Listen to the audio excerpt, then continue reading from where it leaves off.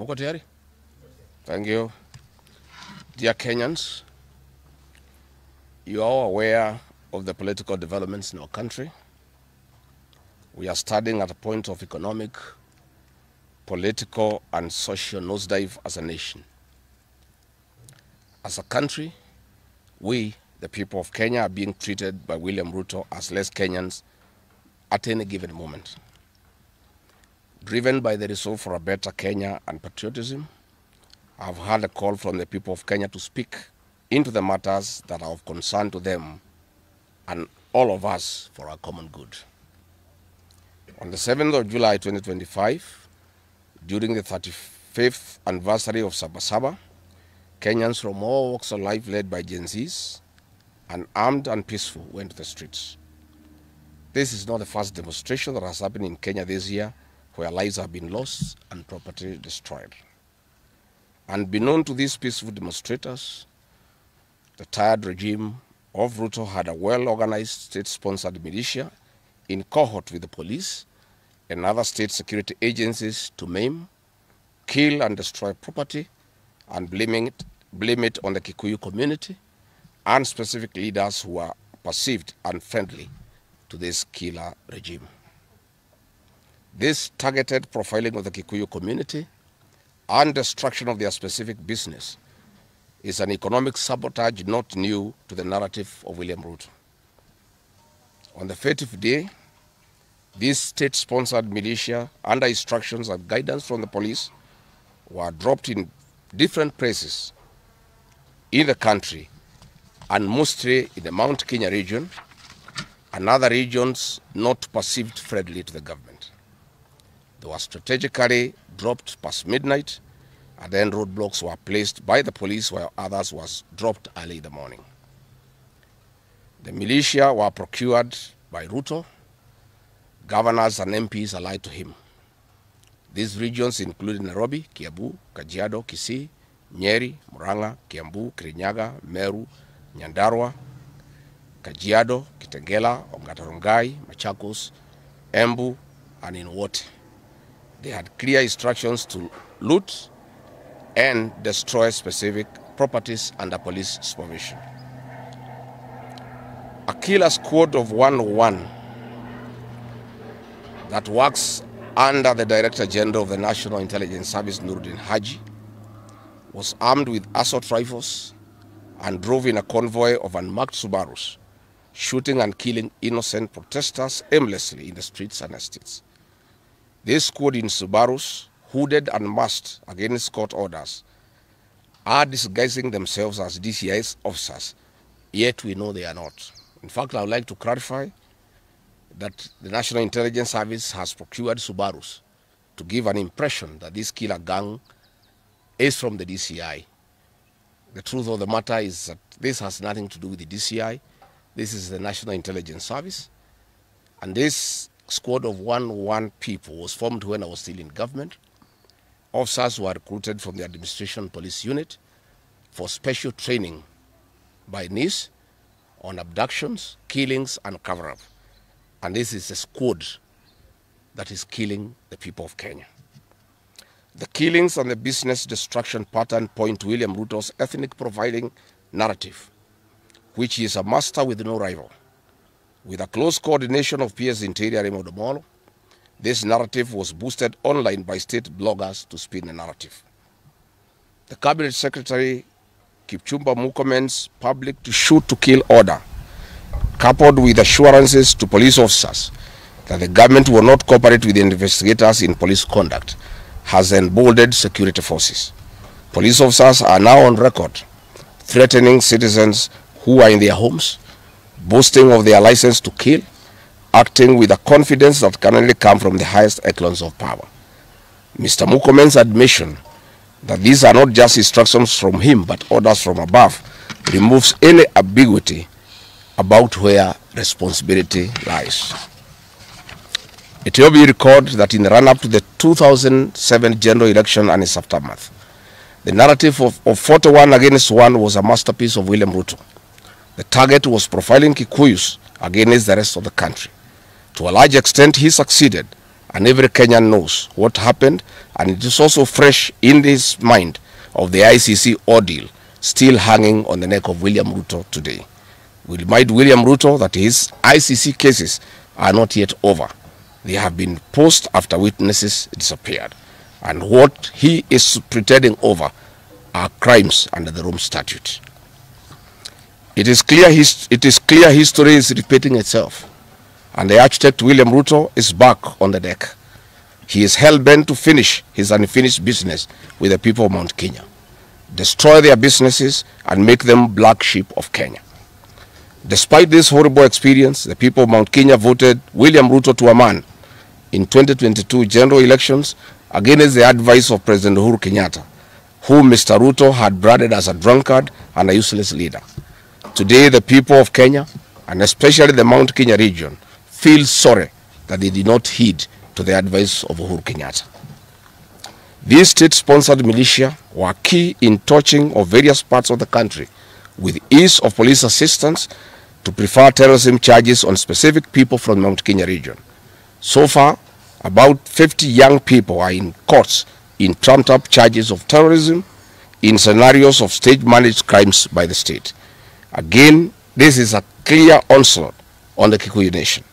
A case in point, when a police station in Mawebo in Homa Bay County was torched, the suspects for that particular crime have been charged with arson.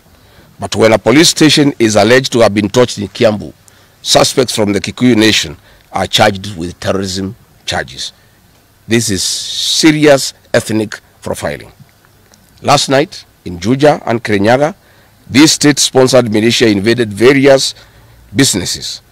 Luckily, in Kirinyaga, after Wananchi went to Sagana police station and they refused to act, saying they had orders from above not to interfere, the people organized themselves and repulsed the militia. Mr. Ruto's ethnic profiling has led to the destruction of the foreign properties belonging to the people of Mount Kenya. Maguna supermarkets in Meru, Kahawa West and Muranga. Nice supermarkets, hotel and petrol station, and nice city in Mwea in Kirinyaga. County supermarkets in Kabati and Kirinyaga. Power Star supermarkets, Quick Mart supermarkets in Eastern Bypass, Shell and Totomin markets in Roiro, Chill Post Hotel in Gong, Boju Shop in Keserian, Homegrown Supermarket among others, and the Family Bank in Kahawa and Roiro. Notably, in Meru, these state-sponsored militia tried to attack Meru Dairy Processing Plant and were repulsed by workers. In Nyeri, they further tried to attack Wakulima Dairy in Mukurweini, and the attack failed.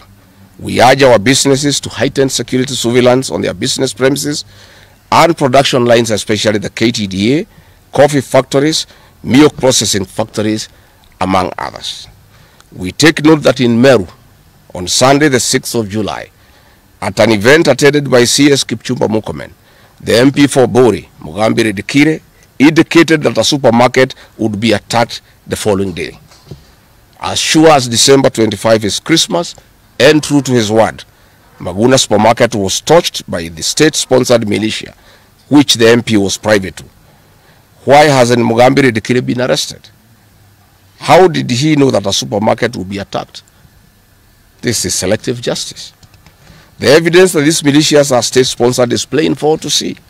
Videos circulating widely show police officers not merely failing to intervene, but actively transporting armed groups who proceed to unleash destruction with apparent impunity. Uniformed officers have been seen standing guard as these groups rampage. They are in action and a stark contrast to strong statements being made by government. In Nyeri, journalists were attacked by these militias in the presence of the police. It is well documented. This is a clear indicator that Ruto is working with governors and MPs allied to him to destroy businesses owned by the Kikuyu, the Meru and the Embu, and blame it on people who don't support his administration. This is a tactic that was used by the colonialists with collaborators who searched earth policy and torched buildings and businesses and blamed it on the Mau Mau. This divide and rule tactic will not work, Mr. Ruto. We know that in Meru, they want to use this mayhem to blame Mithika Linturi In Embu, they have already blamed Mkunji Gitonga. In Kitengela, Gong, they want to target Senator Seki and MP Onesmus Ngogoyo. In Nyeri, they are trying to haunt Honorable Kagusha. And in Kirinyaga, they are targeting Senator Murango. We want to remind President Ruto that it is not the Kikuyus who want him out of office. It is the entire people of Kenya. Kenyans are suffering equally across the country. That is why Kenyans have said, if you, Mr. William Ruto, believe that it is the Kikuyus who want you out, then all Kenyans are Kikuyus. I want to thank the people of Kenya for standing out against this tribal profiling of the Kikuyu. The people of Kenya yesterday did wonderful by saying that the Kikuyus should not be profiled. This morning, I have seen Ruto quivering and wailing in uncontrollable anger. Mr. Ruto, excessive anger is not a solution.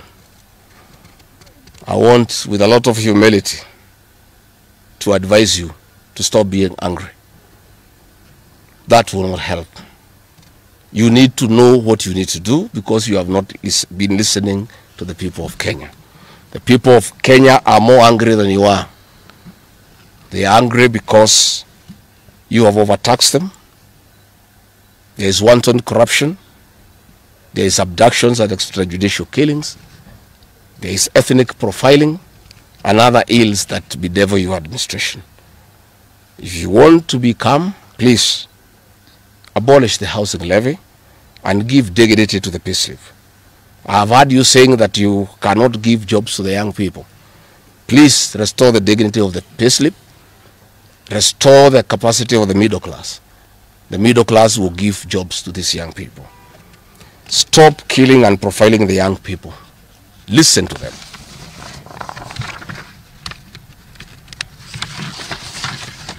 Stop abductions and extrajudicial killings. Abolish, disband the killer squad of 101 officers at Nairobi Haji. Give hustlers the jobs that you promised them. Mr. William Ruto, you are the one who promised. You cannot cry today that you have no solution, saying that other presidents have not been able to do it. You are the one who promised these young people. Stop police brutality. Stop abductions and illegal detentions. Get the hustlers from the bottom of the economic pyramid as you promised. Yes, Mr. President, we agree there were other presidents before you, as you have rightly stated. And true, they never went through what you are experiencing today. May it please you to know that the reason why Kenyans rarely had problems with them, Mwai Kibaki and Uhuru Kenyatta were guided by the Constitution and the rule of law. They did not capture our constitutional institutions to work for them, instead of working for Kenyans. They never killed children. They never attempted to build churches in State House. They never organized militias to destroy people's property and kill them. That is why you have a problem. And we also want to remind you that Mwai Kibaki had a difficult time from you, William Ruto. Videos are everywhere. You cannot say that Mwai Kibaki did not face resistance. It's on record that you gave hell to President Kenyatta for 5 years. So it is hypocritical for you to allege that Mwai Kibaki and Uhuru Kenyatta had a very easy time. Most of the problems Mwai Kibaki and Uhuru Kenyatta had came from yourself, and it's on record. We want to advise you that the one-term movement is not getting you out of power outside the Constitution. Mr. President, nobody wants to throw you. Nobody wants to overthrow your government. Nobody wants you out of power through unconstitutional means. Mr. President, I and the people we work with are on record. We want to remove you from State House through the ballot in 2027. This narrative you are creating that there is an attempt to overthrow your government is for you to have the opportunity to use the Terrorism Act to profile communities and to persecute leaders who are opposed to your administration. Please relax.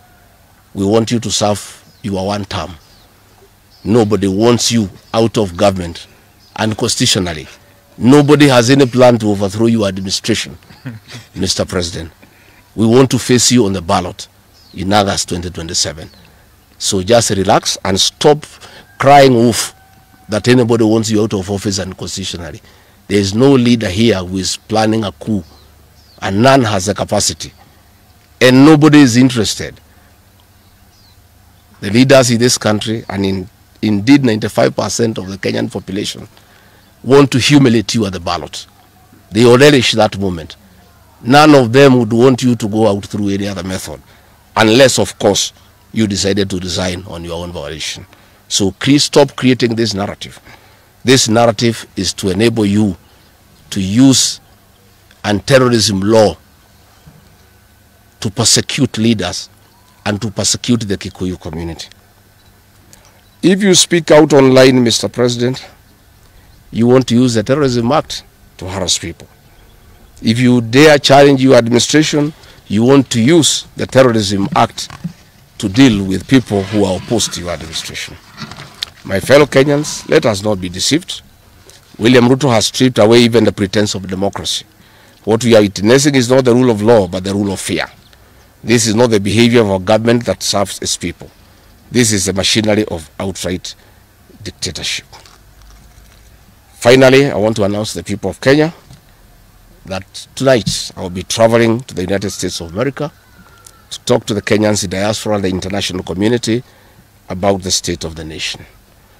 I would have wanted to stay in the country at this very difficult time when our people are under siege, but I have engagements that I'm not able to postpone. I have been threatened by people close to William Ruto, who called some of my people today, and they will want to stop me from leaving the country. I have no problem. If you want to come and arrest me at the airport, as you are threatening us, you can go ahead. I don't have a problem. You cannot sell fear to us. You know, even if you sold us fear, we cannot buy. You know, and therefore, as I'm out of the country, unless I'm stopped from going, and if I'm stopped from going, I'm still okay. I'll be here because this is my country. We have made sufficient arrangements with other leaders in the united opposition to create a pool of lawyers to come in through for our young people who are being persecuted on trumped-up charges of terrorism. And I want to explain. I have heard the president saying that people have attacked police stations and the law courts. It was all stage managed by the MP for Kikuyu. How do you explain that people can walk into a police station and they are not armed and take over the police station from armed police officers? How do you go to the courts that are guarded by armed police officers and touch them? All these attacks of vital installations were stage managed by William Ruto through Kimani Ichung'wah to create the opportunity to prefer charges against people using the Anti-Terrorism Act. That is the reality. So nobody has attacked any police station. They were all stage managed by government. And what is happening is history is repeating itself. This is exactly what Moi did in the 80s against the Kikuyu community. After the abortive 1982 coup, he used sedition laws and the clandestine Kenya movement to profile the community and hold people into court, and they will be taken by Bernard Chunga after 5 p.m. This is history repeating itself. I want to ask our people to be calm, to be cautious, and to be strong. I want to appeal to our young people, the Gen Zs. Looking at the scenario of what is happening and what William Ruto has planned, I want to ask my children, my sons and daughters, to consider applying the next onslaught against the President William Ruto by getting IDs and registering as voters so that they can deal with William Ruto on the ballot. Because I fear for them. Anytime they go out to the streets, they are killed like chicken. I would like to preserve to us these children. We would like to live with them. We would like to see them grow. And when we look at the desperation of William Ruto and the brutal force he is using against these children and the use of state militias to attack them, I'd like to plead with them to consider to join us, we in the opposition, by registering as voters. And in 2027, we'll be able to get rid of President William Ruto. William Ruto, finally, let me ask you a question. The Kikuyu nation, the Mount Kenya people, you call tribalists every day. These people you are waging war against, their businesses, are the same people who voted for you, even after what you did to them in 2007. They forgave you and considered you as a person they can elect as president. You have turned against the community. You are trying to mobilize other Kenyans to profile them and to fight them, but they have refused. These same people from Mount Kenya have the capacity to support somebody else. It must not be you. And they proved that they are not tribal by voting for you when you are Kalenjin. They can vote for a Kamba. They can vote for a Kisi. They can vote for a Luya. They can vote for a Maasai. That sense of entitlement that you are having to the Mount Kenya vote is misplaced. They voted for you, yes. You betrayed them. You turned against them. They don't have to vote for you again. Please stop persecuting them into submission. They will not submit to your brutality, to your vicious attack against them and their leaders. That I want to tell you for free today. I have listened to you talking with a lot of anger, calling them tribalists. They are not. How can they be tribalists when they voted for you and you are not one of them? But you don't have a sense of entitlement that they must vote for you. You know what you have done to them and why they have reacted the way they have.